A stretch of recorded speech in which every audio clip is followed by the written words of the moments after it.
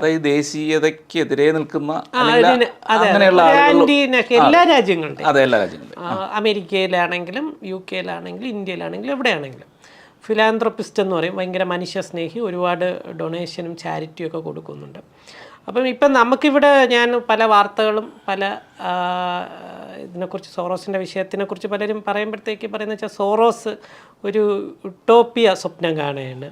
ഈ ദേശീയതയൊന്നും ഇല്ലാത്ത ഒരു ഇവരുടെ കമ്മ്യൂണിസ്റ്റ് പ്രസ്ഥാനങ്ങളിലൊക്കെ ഉള്ള ഒരു ഇന്ത്യ, അതെ തന്നെ സാർവദേശിക അറിയാമല്ലോ, അതെ തന്നെ. അപ്പം അങ്ങനെ കാണുന്ന ഒരാളാണ്. അപ്പം അതുകൊണ്ട് പുള്ളി എല്ലാ രാജ്യങ്ങളിലും ഉള്ള ഈ ദേശീയ പ്രസ്ഥാനങ്ങളെ വലിച്ചു താഴെ ഇറക്കാനുള്ള ഫണ്ടിങ് പുള്ളി ചെയ്യുന്നു. അതിനിപ്പോൾ എത്ര കോടികൾ നഷ്ടം വന്നാലും അതിനുള്ള ഫണ്ടിങ് പുള്ളി ചെയ്യുന്നു. അതാണ് പുള്ളിയുടെ സ്വപ്നം. ഇവിടെ നമ്മുടെ രാജ്യത്തിലാണെങ്കിൽ മോദിയെ താഴെ ഇറക്കുക, അമേരിക്കയിലാണെങ്കിൽ ട്രംപിനെ താഴെ ഇറക്കുക എന്നുള്ളതാണ്. പക്ഷെ അതല്ല കാര്യം.